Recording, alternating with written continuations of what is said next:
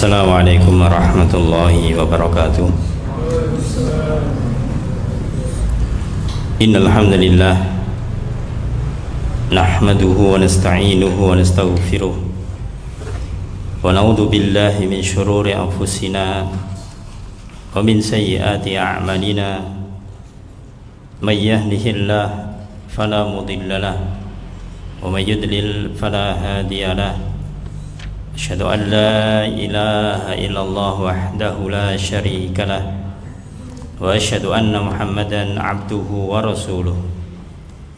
Qala Allah ta'ala fi kitabihil karim, ya ayyuhalladzina amanu taqullaha haqqa tuqatih wa la tamutunna illa wa antum muslimun. Amma ba'du, fa inna asdaqal hadits kitabullah wa khairal hadi hadi Muhammadin sallallahu alaihi wasallam wa syarrul umuri muhdatsatuha wa kullu muhdatsatin bid'ah wa kullu bid'atin dhalalah wa kullu dhalalatin finnar. Allahumma shalli ala Muhammad wa ala alihi wa ashabihi wa man tabi'ahum bi ihsanin ila yaumiddin. Ayyuhal ikhwah azani wa azakumullah. Alhamdulillah, puji syukur kita panjatkan kehadirat Allah Subhanahu wa taala atas segala nikmatnya, sehingga di malam ini kita masih dimudahkan Allah taala untuk melanjutkan kembali menyampaikan kajian bulanan yang dimana kita membacakan yaitu kitab Aina Nahnu min Akhlaqis Salaf. Di manakah kita, posisi kita di antara akhlak-akhlaknya para salaf.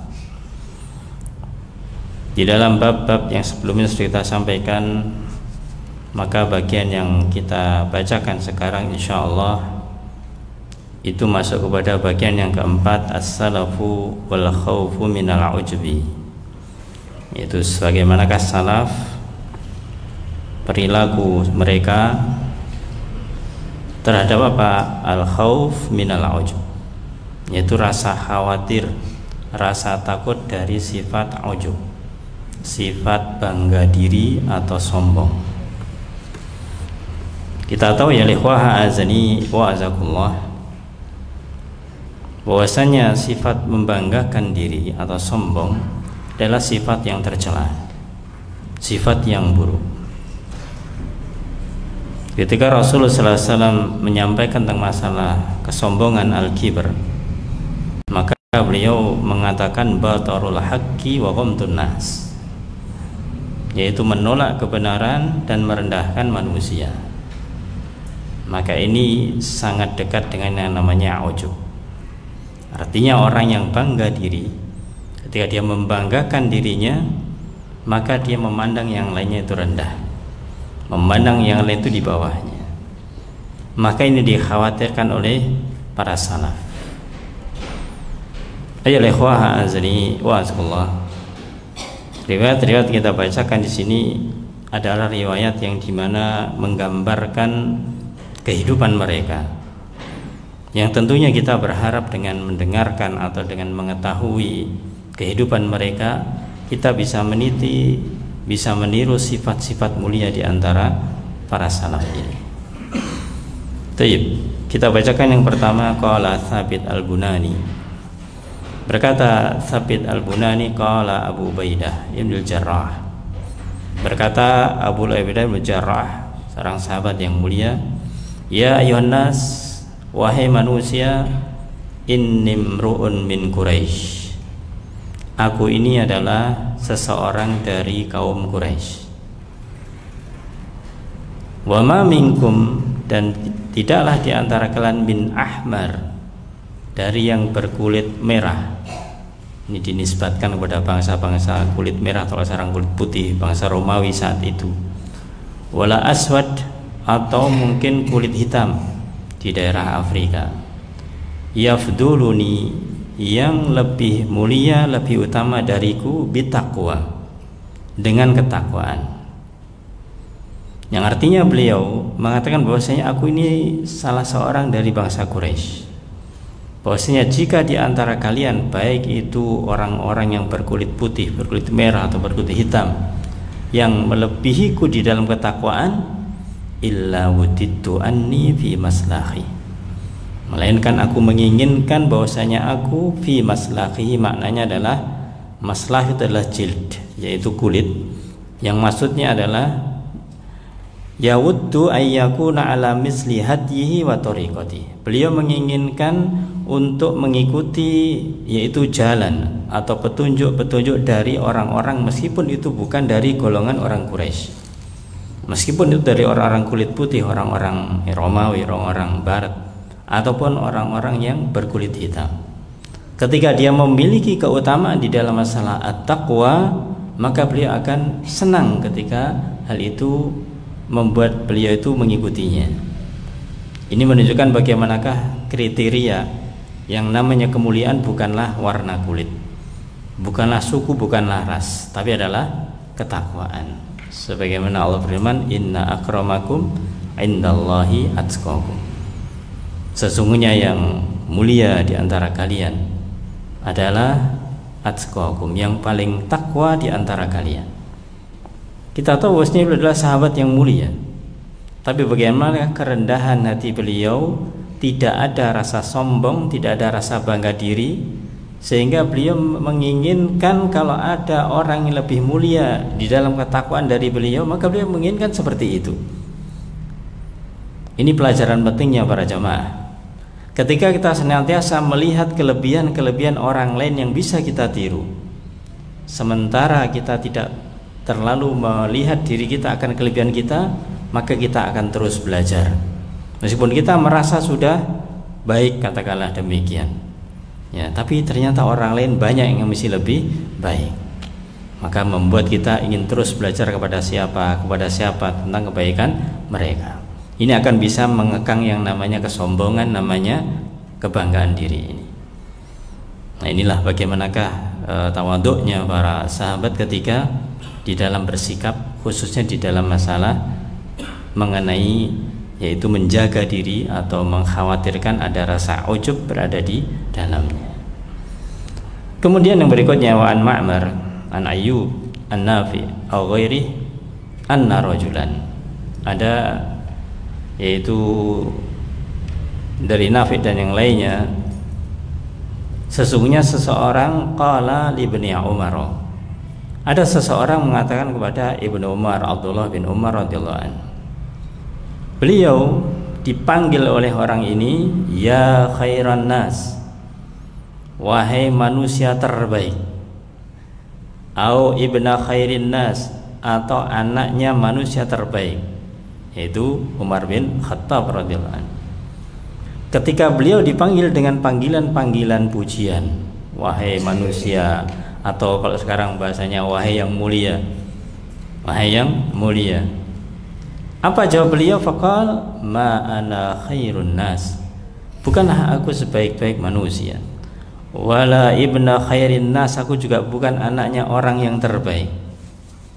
Kemudian belum mengatakan siapa beliau, walakinni, tetapi aku adalah abdun min ibadillah, aku hanya seorang hamba dari hamba-hambanya Allah Subhanahu wa ta'ala.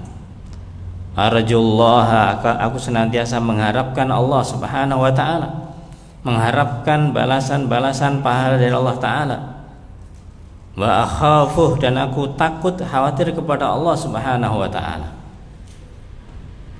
Kemudian di akhir beliau katakan, wallahi, demi Allah, lan tazalu birrajul hatta tuhliku, demi Allah, senantiasa ketika kamu katakan semacam ini kepada seseorang, maksudnya fil madah, ya, dalam memuji. Kita misalkan memuji seseorang, atau orang itu sukanya memuji orang lain, bahasa kasarannya itu orang ini suka memuji orang, tapi memujinya ada sesuatu, ada niat lain, adalah demikian. Ketika dia katakanlah memiliki sesuatu niatan kepada orang tertentu, dia akan bagaimanakah mencoba mendekati pelan-pelan, memuji sedikit-sedikit sampai dipuji setinggi langit. Maka ini kita harus hati di para jemaah. Kita jangan sampai kemudian mudah-mudah terpengaruh dengan pujian orang lain. Kenapa? Dikatakan oleh beliau, kalau senantiasa seseorang itu dipuji, ya, maka hatta tuhlikuh, kamu akan menghancurkan orang yang kamu puji itu. Kalau kita merasa senang dipuji oleh orang lain, diri kita bisa hancur. Hancurnya kenapa? Ya karena memiliki rasa ujub, memiliki rasa bangga diri. Oh ya, memang ya itulah saya, ya, memang itulah saya. Akhirnya mengatakan demikian. Maka inilah bagaimanakah beliau khawatir. Beliau itu tidak suka ketika dipuji oleh orang lain. Meskipun pada hakikatnya memang beliau adalah orang pilihan, manusia pilihan. Namun ketika diberikan pujian-pujian kepada beliau, tidaklah kemudian beliau mengiyakan, tapi malah justru bagaimanakah beliau menunjukkan ketidaksukaannya dipuji dalam hal itu. Maka di sini para jamaah, kita harus bisa menempatkan tentang masalah al-madah ini, memuji. Yang dimana kita harus tahu ketika kita memuji, jangan sampai pujian kita ini satu, misalkan kita pujian-pujian yang tidak benar. Ya, memuji seseorang yang orang itu tidak memiliki sesuatu dari apa yang kita ucapkan. Jadi memuji, masya Allah, antum itu demikian, padahal dia tidak punya sifat seperti itu. Ya. Atau kalau memang orang itu punya sesuatu, kita memujinya, harus kita pikirkan kita dengan memujinya, apakah dia kemudian nanti berefek memiliki kebanggaan diri dengan pujian kita atau tidak. Kalau orang yang baik ketika dipuji pada asalnya seperti ini, orang itu memang senang dipuji, akan tetapi jangan sampai kemudian dengan senangnya itu dia lupa bahwasanya diri ini sedang ibaratnya didorong di pinggir jurang. Ya, ibaratnya ada jalan naik begini, dipuji kan diangkat. Nah, lama-kelamaan dipucuk, ternyata kalau dia tidak tahu sedang bahaya, nggak mau turun lagi, ya sudah jatuh nanti. Gambarannya semirin. Ayo ikhwah azani wa jazakallah. Berikutnya dikatakan wa fil haliyah, dalam haliyah disebutkan Ruya Abul Ashhab, dikatakan atau diriwayatkan oleh Abul Ashhab an rajulin, dari seseorang. Qala Mutarrif ibni Abdillah, berkata Mutarrif bin Abdillah, la an ubitana iman wa usbihana diman ahabbu ilayya min an ubita qaima wa usbiha mu'jaba. Artinya yaitu, sungguh jika aku bermalam dengan tidur lelap, wa usbiha nadiman, dan di pagi harinya kemudian aku menyesal. Apa maksudnya? Malam tidur itu nyenyak sekali, akhirnya tidak bisa bangun malam, tidak bisa bangun malam, tidak bisa salat tahajud. Di pagi harinya menyesal, ya, pagi harinya menyesal, waduh, kenapa tadi malam saya tidak bisa bangun, ya, ya, tidurnya sangat nyenyak, sangat lelap sekali, menyesal karena tidak bisa bangun malam, tidak bisa salat malam.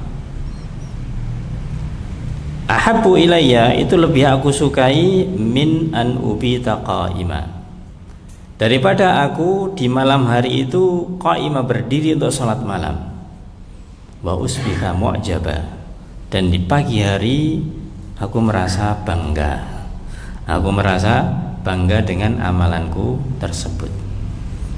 Betapa banyak ikhwah azani asallahu, semoga kita dijauhkan dari hal ini.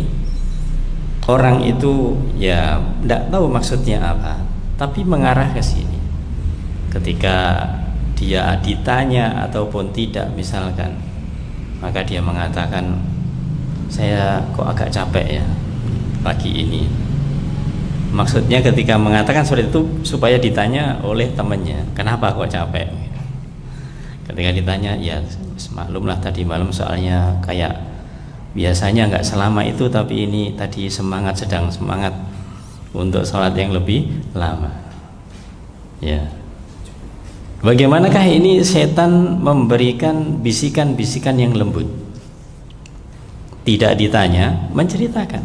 Apalagi ditanya akan diceritakan, mungkin ya membanggakan amalannya lah, begitu namanya ujub. Namanya ujub.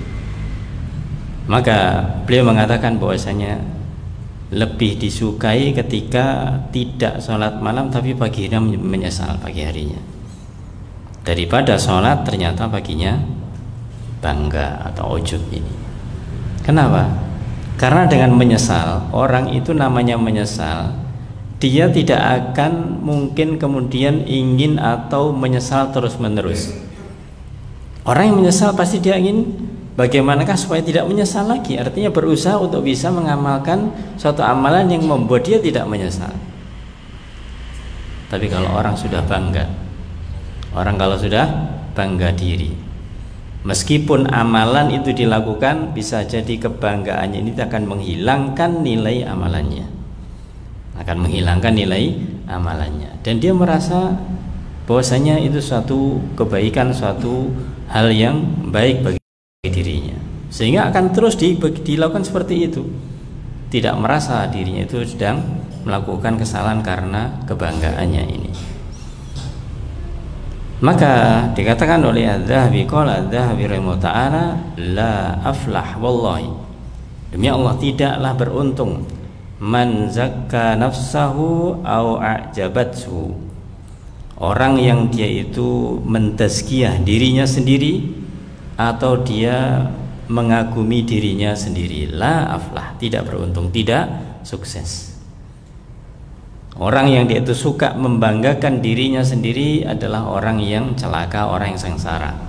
Walaupun di tengah-tengah masyarakat mungkin dia orang yang dikagumi, orang yang ditokohkan dan yang lainnya, tapi urusan dengan sejatinya siapa dia, dikatakan oleh beliau la aflah, tidaklah menjadi orang yang beruntung ketika dia atau seorang itu mentazkiyah atau mensucikan diri mereka sendiri, yaitu artinya menyombongkan atau membanggakan diri sendiri.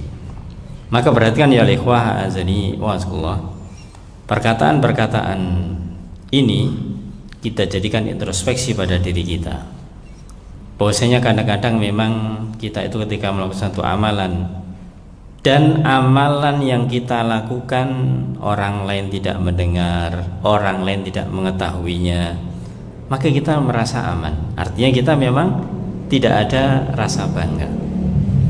Tapi ketika amalan kita kemudian diceritakan orang lain, misalkan bukan kita yang cerita, diceritakan oleh orang lain, kemudian orang lain itu menemui kita, ya akhi ya fulan, aku dapat cerita dari si fulan ini bahwasanya engkau demikian. Nah, ini ujiannya. Apakah kita nanti akan memberikan respon terhadap cerita dari teman kita ke orang-orang yang tempat kita ini? Kita mengatakan ya alhamdulillah memang seperti itu keadaan saya. Nah, ini sudah muncul yang namanya rasa ujub. Maka beda dengan Ibnu Umar radhiyallahu anhu tadi itu. Ketika dipuji maka bukannya kemudian beliau senang, tapi malah bagaimanakah mendudukkan bahwasanya orang yang memuji itu nanti akan bisa menyengsarakan orang lain. Maka dari sini dua-duanya membahayakan, baik yang memuji ataupun yang dipuji. Maka kalau kita ingin memuji, ya pujilah dengan sewajarnya yang tidak memudaratkan orang yang kita puji. Sebagaimana kita tahu bahwasanya ketika ada para atau seseorang memuji Rasulullah SAW dengan pujian yang melebihi, ya maka beliau melarang, la tutruni kama atratin nasara Isa bin Maryam. Janganlah kalian memujiku sebagaimana orang-orang Nasrani memuji Isa bin Maryam. Orang Nasrani memujinya dengan apa? Menempatkan beliau sebagai ilah, sebagai Tuhan, sebagai sesembahan. Maka beliau mengingatkan bahwasanya jangan sampai kalian memujiku seperti orang-orang Nasrani memuji Isa bin Maryam. Maka beliau mengatakan bahwasanya inni Abdullah wa Rasuluh, aku hanyalah hamba Allah dan utusannya. Maka ini menunjukkan kedudukan Rasulullah SAW. Pertama adalah Abdullah, adalah hamba Allah. Yang kedua adalah Rasulullah, adalah utusan Allah Subhanahu wa Ta'ala. Inilah kedudukan beliau Rasulullah Sallallahu Alaihi Wasallam. maka jangan sampai kita memuji melebihi dari hal itu.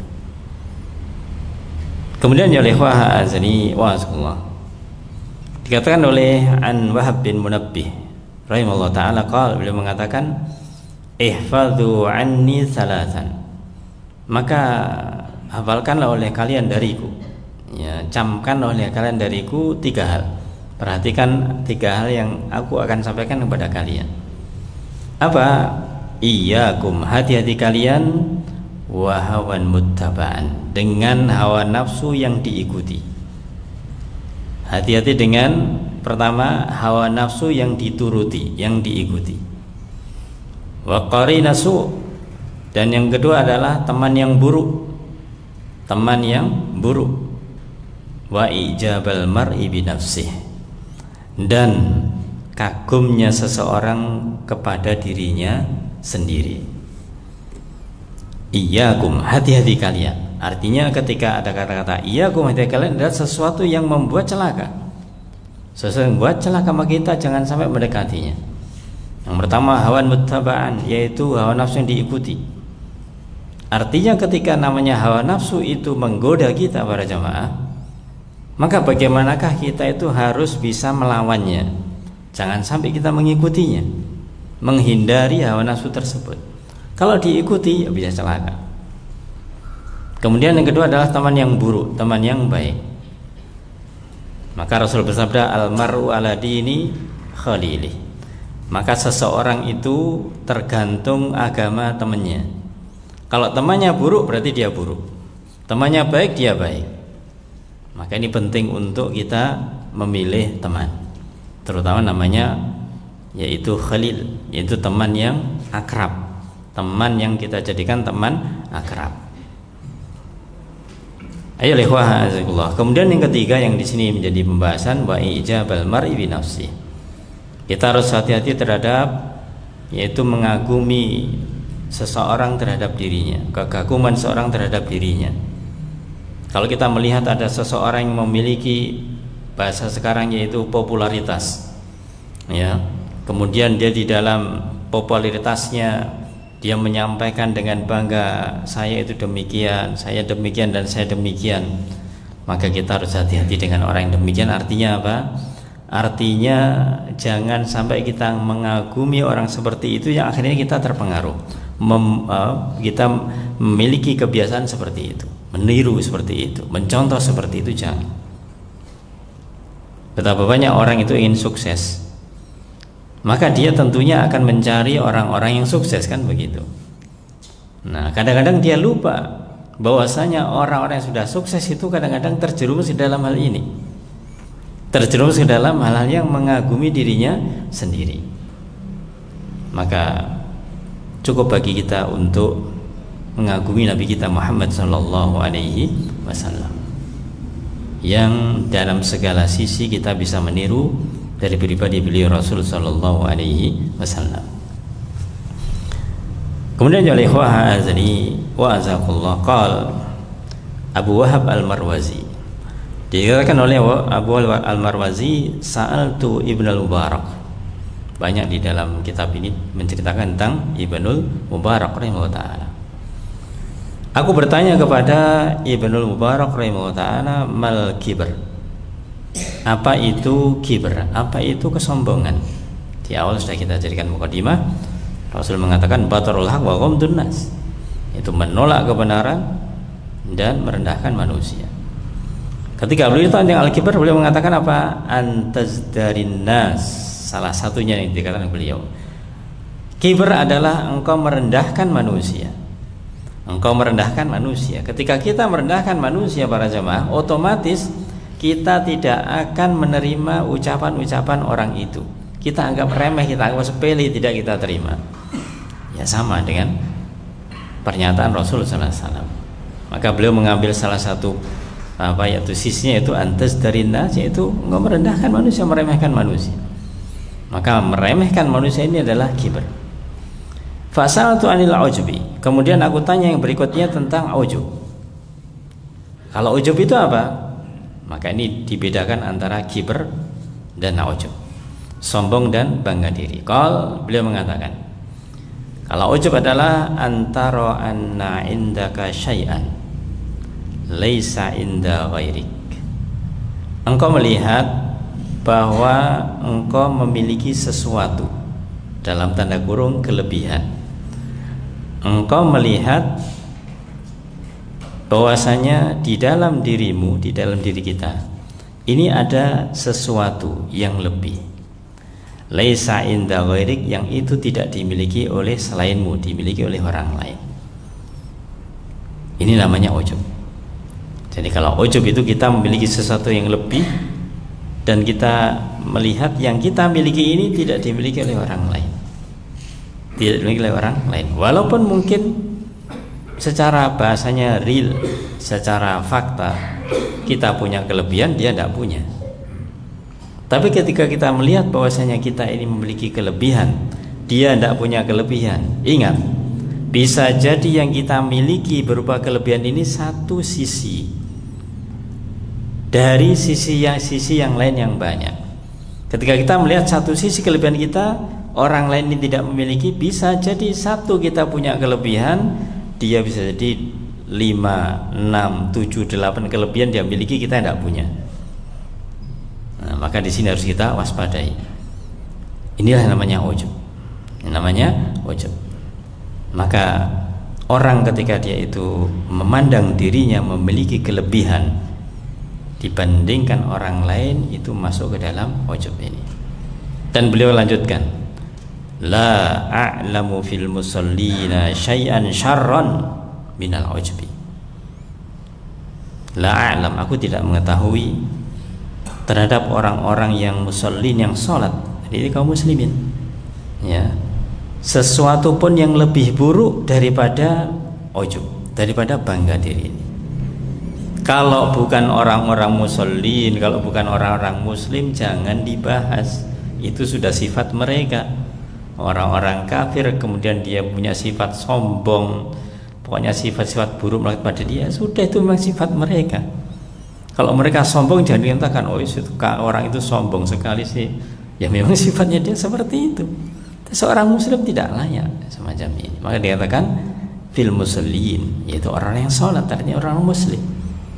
Dikatakan yaitu syarron, lebih buruk daripada ujub. Maka ujub adalah yang lebih buruk. Ayo ikhwah azaniyah sekolah. Kalau kita melihat dampak buruknya ujub ini memang kadang-kadang merupakan bisikan godaan setan di bagian akhir. Ketika kita sebelum mengamalkan suatu amalan, setan akan menggoda kita. Tentunya goda adalah keikhlasan kita. Setan akan menggoda kita supaya amalan saleh yang mau kita kerjakan, ya, itu digagalkan, tidak jadi kita lakukan. Itu setan akan berusaha. Tapi ketika kita bisa mengalahkannya, ya, maka dia berusaha supaya apa? Supaya niat kita tidak ikhlas. Ya, kita tidak ikhlas. Tapi ternyata kalau kita bisa kalahkan dia, maka kemudian kita bisa mengamalkan amalan tersebut. Setan tidak berhenti. Setan yang kedua, di waktu kita mengamalkan amalan ini, dia tetap menghembuskan, tetap mengaruhi kita agar tidak ikhlas, agar tidak ikhlas. Ketika kita sudah mengamalkan amalan bisa dengan ikhlas, maka jalan terakhir setan di sini. Ketika sudah selesai kita amalkan amalan, alhamdulillah, katakanlah kita bisa menghilangkan bisikan setan, ya, di akhir inilah kadang-kadang banyak orang yang dia gugur, dia kalah. Sebelum beramal sukses, ketika beramal sukses, setelah beramal dia gugur. Karena apa? Merasa sudah sukses mengamalkan suatu amalan, ternyata gugurnya di sini, yaitu sifat bangga diri. Itulah syaitan tidak pernah berhenti, para jemaah. Maka ketika di awal sebelum beramal tidak berhasil, di ketika beramal dia menggoda kita. Tidak berhasil, di akhir setelah beramal tetap kita digoda. Nah, maka berhati-hatilah ketika kita sudah punya amal yang saleh, yang kita berusaha untuk bisa ikhlas, jaga. Ya, jangan sampai kita jatuh di bagian yang ini, di bagian setelah beramal. Kemudian ya ikhwah azani asqullah, berikutnya dikatakan oleh muallif, waqala Ahmad ibnul Hawari, haddatsana Abu Abdillah al-Antaqi. Beliau mengatakan ijtama al-Fudail wath-Tsauri, bertemu yaitu dua orang yang mulia, yaitu Fudail bin Iyad dan Ats-Tsauri, seorang yang mulia, dua orang yang mulia. Fatadzakara, maka kemudian keduanya ini saling mengingatkan. Pembicaraan orang-orang yang memahami agama, para jamaah, yang mempedulikan agama, yang dia itu betul-betul memahami tentang agama, maka ketika bertemu ya saling membicarakan tentang agama. Maka ketika saling mengingatkan, kedua orang yang mulia ini, faraqqa Sufyan wa baka, ketika Fudail bin Iyad memberikan yaitu mudzakarah, yang mengingatkan, saling mengingatkan, maka kemudian Sufyan ini tersentuh, wa baka, kemudian beliau menangis atas ucapan-ucapan dari Fudail bin Iyad. Tsumma qala, kemudian beliau mengatakan, Sufyan mengatakan, arju ayyakuna hadzal majlis alaina rahmatan wa barakat. Aku berharap semoga majlis ini, kita mudzakarah ini, kita yaitu saling mengingatkan ini aku berharap ini mendapatkan rahmat dan barakah dari Allah Subhanahu wa taala. Benar perkataan beliau, karena memang saling mengingatkan di dalam kebaikan, wa tawassaw bil haqq. Namun apa pandangan Fudail rahimahullah ta'ala? Faqala lahul Fudail, maka kemudian Fudail mengatakan kepada Ats-Tsauri rahimahullah ta'ala, lakinni ya Abu Abdillah, akan tetapi wahai Abu Abdillah, akhafu alla adarra alaina minhu, tapi wahai Abu Abdillah, justru aku khawatir bahwasanya sesuatu yang barusan kita katakan ini tadi itu bisa mendatangkan madarat bagi kita, bisa mendatangkan madarat bagi kita. Terheran-heranlah Ats-Tsauri ta'ala, kok bisa mendatangkan madarat padahal saling mengingatkan dalam kebaikan.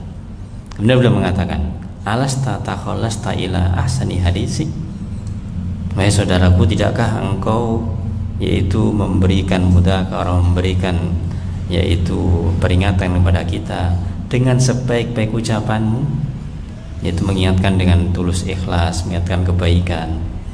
Artinya ketika mengingatkan, kita mengingatkan kebaikan kepada orang lain. Perhatikan para jamaah, ini kalau kita mau jujur ya, ketika kita nasihati orang lain, ketika kita menyampaikan kebaikan pada orang lain ya, ini kita satu berusaha memang sebaik mungkin yang kita sampaikan diterima oleh dia. Kemudian juga ketika kita menyampaikan kepada orang lain, kita senang kalau misalkan yang kita sampaikan itu nanti dia akan menerimanya. Berarti dia menerima karena kita. Ini titiknya di situ. Wa takhallastu ana li ahsana hadisi. Aku juga demikian, betul mengakui. Ketika aku menyampaikan hal-hal kepadamu, aku juga merasa aku menyampaikan yang terbaik. Fatazayyanta li wa tazyantu lak, maka kemudian engkau telah membuat indah pada diriku, pada hatiku ini, dan aku pun juga membuat indah pada dirimu. Nah, maka kemudian ketika dikatakan demikian, itu artinya apa? Hati-hati. Meskipun yang didiskusikan, yang di bahan pembicaraannya adalah sesuatu yang hak, sesuatu yang benar, tapi kadang-kadang itu tadi, ketika kita memberikan kebaikan pada orang lain, kemudian orang yang menerimanya, muncul dalam diri kita, dia baik karena aku. Ini akan bisa menimbulkan apa? Ujub. Ini yang harus hati-hati. Maka ketika dikatakan demikian, fabaka Sufyan, Sufyan menangis lagi, menangis lagi. Waqal, dan beliau mengatakan, ahyaitani, sungguh engkau telah menghidupkan hatiku, engkau telah mengingatkan aku supaya aku tidak sampai terjerumus dalam ujub ini. Ahyakallah, semoga Allah juga menghidupkan hatimu. Inilah kelembutan hati-hati para sahabat, para tabi'in, dan para imam salaf, di mana mereka tidaklah kemudian ketika bisa mengamalkan amalan kebaikan, kemudian mereka dengan bangganya menyampaikan amalan-amalannya kepada yang lainnya. Justru mereka khawatir jangan sampai amalan kebaikan yang sudah dilakukan itu kemudian memunculkan yang namanya ujub ini. Maka ya ikhwah azani wa azkullah, lihatlah diri kita, seberapa banyak kita itu ketika menasihati orang, memberitahu orang, kemudian setelah kita memberitahu orang itu mungkin menerima kita, bahkan dia juga mengikuti kita, bahasanya demikian. Nah, ini ada ujian tersendiri. Di satu sisi alhamdulillah dia menerima dakwah, tapi jangan sampai nanti kemudian kita yang terkena akibatnya. Kalau orang mengikuti kita kemudian dia menjadikan kita sebagai sentralnya, ini nanti yang salah. Karena namanya ad-da'wah ilallah. Dakwah itu menuju kepada mana? Kepada apa? Kepada Allah, fi sabilillah, di jalan Allah, bukan kepada diri kita. Maka kalau nanti muncul kebanggaan di dalam diri kita, maka ini khawatirnya sedikit demi sedikit kita seakan-akan mengajak orang itu supaya seperti kita. Ini kesalahan. Ini adalah kesalahan. Adapun ketika seseorang kita sampaikan nasihat, ya, dia berubah, alhamdulillah, kemudian dia juga lebih baik, tapi ternyata dia tidak seperti yang kita ucapkan, seperti yang kita arahkan, ya, tidak ada masalah. Bisa jadi mungkin mereka atau teman kita itu mungkin tidak hanya kepada diri kita bertanya, mungkin kepada orang yang lain juga. Nah, hasil intinya, kalau memang ada orang itu mengikuti kita, jaga diri kita jangan sampai muncul yang namanya ujub ini. Kalau tidak mengikuti kita, tugas kita sudah selesai ketika menasihati, kemudian memberi dakwah kepada mereka. Selanjutnya ya ikhwah azani wa azakumullah. Wa qala al-Imam Asy-Syafi'i, berkata Imam Syafi'i rahimahullah taala, idza khifta ala amalika al-ujba, kalau kamu khawatir, kalau kita khawatir terhadap amalanmu muncul yang namanya kebanggaan, kalau kita khawatir pada amalan kita ada kebanggaan nanti kalau kita beramal kemudian ujub, bagaimana caranya supaya itu tidak terjadi? Misalkan mau beramal ini nanti kira-kira amal kita jadi bangga diri tidak ya? Maka beliau katakan caranya yaitu fadhkur ridho man tatlub, maka ingatlah itu ridhonya yang engkau cari itu siapa. Ketika kamu mengamalkan, kamu ingin mencari ridhonya siapa, maka yang hak adalah ridho Allah, yang benar adalah ridhonya Allah. Kalau kita sudah menyampaikan atau sudah menetapkan pada diri kita beramal, maka ini semuanya kita mencari ridhonya Allah Subhanahu wa ta'ala, yang artinya kita tidak mengharapkan ridhonya manusia, kita mengharapkan ridhonya Allah Subhanahu wa ta'ala saja. Maka dengan demikian, kalau kita mengharapkan ridhonya Allah Subhanahu wa ta'ala, maka kita akan berusaha bagaimanakah menyampaikan ilmu yang benar kepada orang yang katakanlah kita nasihati, atau amal yang kita lakukan bagaimanakah semalam ini amalan yang benar dan juga betul-betul ikhlas karena Allah Ta'ala. Maka dikatakan oleh beliau, wa fi ayyi na'imin taru, maka nikmat-nikmat mana, nikmat-nikmat apa yang ingin kamu dapatkan, yang ingin kamu inginkan.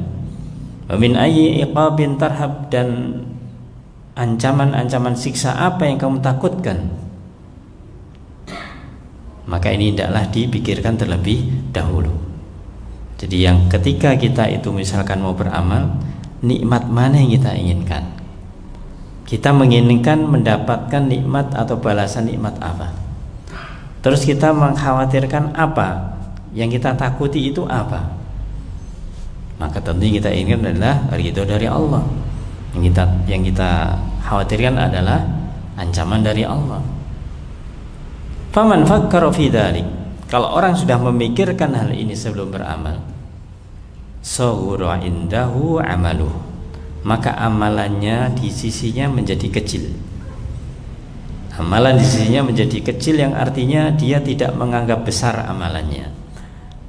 Amalan sebesar apapun yang dia lakukan itu dianggapnya sebagai amalan yang kecil, yang artinya tidak cukup satu kali diamalkan, sekali dalam mengamalkan, tapi harus diterus-teruskan, harus ditingkatkan amalan tersebut. Namanya sesuatu yang kecil ya tidak ada dibanggakan. Orang namanya membanggakan itu sesuatu yang besar. Maka kalau kita menganggap amalan itu amalan yang kecil, kita tidak akan ada terbersit dalam diri kita untuk bangga. Oh, amalan kecil, apa yang dibanggakan? Justru kita melihat orang lain, Masya Allah, orang itu amalannya bagus, kita akan berusaha untuk meningkatkan amalan kita. Ini kunci yang disampaikan oleh Imam Asy-Syafi'i. Kalau kita ingin terhindar dari rasa ujub, maka niatnya ditata dengan baik. Kalau sudah niatnya karena Allah Subhanahu wa ta'ala, maka amalan yang kita lakukan ini sebesar apapun itu masih kecil, masih sedikit dibandingkan apa? Dibandingkan nikmat Allah yang sangat besar. Ya, nikmat Allah yang sangat besar. Tayyib. Selanjutnya, ya ikhwah azani wa azakumullah, dikatakan qala Rishdin ibni Sa'ad, berkata Rishdin bin Sa'ad, haddatsana Hajjaj ibnu Shaddad, berkata Hajjaj ibnu Shaddad, sami'a Ubaidillah ibni Abi Ja'far, beliau mendengar Ubaidillah bin Ja'far, wa kana ahadul hukama, beliau adalah Ubaidillah bin Ja'far adalah salah seorang dari hukama, yaitu ahli hikmah. Ahli hikmah artinya orang yang dia memiliki kemampuan untuk menyampaikan sesuatu tentang hikmah ini. Qal, apa yang dikatakan? Idza kanal mar'u yuhadditsu fi majlisin, jika seseorang yuhadditsu fi majlis, jika seseorang itu ingin mengucapkan sesuatu dalam satu majelis, akan mengucapkan suatu majelis, fa'ajabahul hadis, dan dia ketika mau mengatakan itu sudah merasa bahwasanya kalau aku mengucapkan ini pasti orang-orang nanti akan mendengarkanku. Dengan mendengarkanku akhirnya aku akan bangga. Apa yang beliau katakan? Fal yumsik, maka tahan, jangan dikatakan. Ketika kita mengatakan sesuatu pada orang lain, yang kata-kata kita tentulah kata-kata yang baik, kata-kata yang benar, ya, orang itu akan menerimanya sehingga kita membuat diri kita akan bangga. Maka yumsik, tahan dulu, ya, ditahan dulu, ditata dulu niatnya supaya tidak menimbulkan kebanggaan ini. Jadi tidak langsung mengatakan sesuatu. Sebaliknya, wa idza kana sakinan fa'ajabahu sukut, dan jika engkau terdiam dan diammu itu membuat kamu bangga, fal yatahaddas, maka bicaralah. Maka bicaralah untuk menghilangkan kebanggaan ini. Kadang-kadang ada orang yang dia itu diam, ya, dengan diamnya dia merasa bangga. Ada orang yang bicara, dengan bicara dia merasa bangga. Kalau orang bicara kemudian bangga para jamaah, ini mungkin lebih bisa kita gambarkan. Artinya untuk diwaspadai itu mudah. Tapi kalau orang diam tapi bangga, gimana ini gambarnya? Ya, ketika kita itu diam tapi khawatir kita itu bangga. Ya, bisa jadi ketika kita diam itu karena apa? Orang itu membicarakan tentang kita. Nah, si fulan itu bisa ini, bisa itu, bisa ini. Diamnya kita bangga mendengarkan pembicaraan itu. Maka jangan diam, katakan. Ya, mengatakan apa? Ya, mengatakan bahwasanya yang dikatakan oleh orang-orang ini tidaklah seperti itu. Artinya kita merendah, seperti perkataan Abdullah bin Umar tadi itu. Ya, jadi tidak didiamkan. Kalau didiamkan dia akan menjadi bangga. Jadi dua hal yang sama-sama harus berhati-hati. Kalau kita ingin bicara menjadikan bangga, maka tahan dulu, jangan bicara. Tapi kalau kita tidak bicara menjadikan bangga, ya bicaralah. Ya, bicara supaya kita menghilangkan kebanggaan kita. Itulah ya ikhwah azani wa azakumullah beberapa riwayat perkataan di dalam kitab ini, ya, semoga bermanfaat, bisa menjadikan diri kita selalu introspeksi terhadap akhlak-akhlak yang telah dicontohkan oleh para salaf ini untuk kita teladani, untuk kita tiru, dan untuk kita amalkan dalam kehidupan kita sehari-hari. Semoga dimudahkan Allah Subhanahu wa taala. Amin ya rabbal alamin. Wallahu a'lam bishawab. Subhanakallahumma wa bihamdika asyhadu an la ilaha illa anta astaghfiruka wa atubu ilaik. Assalamualaikum warahmatullahi wabarakatuh.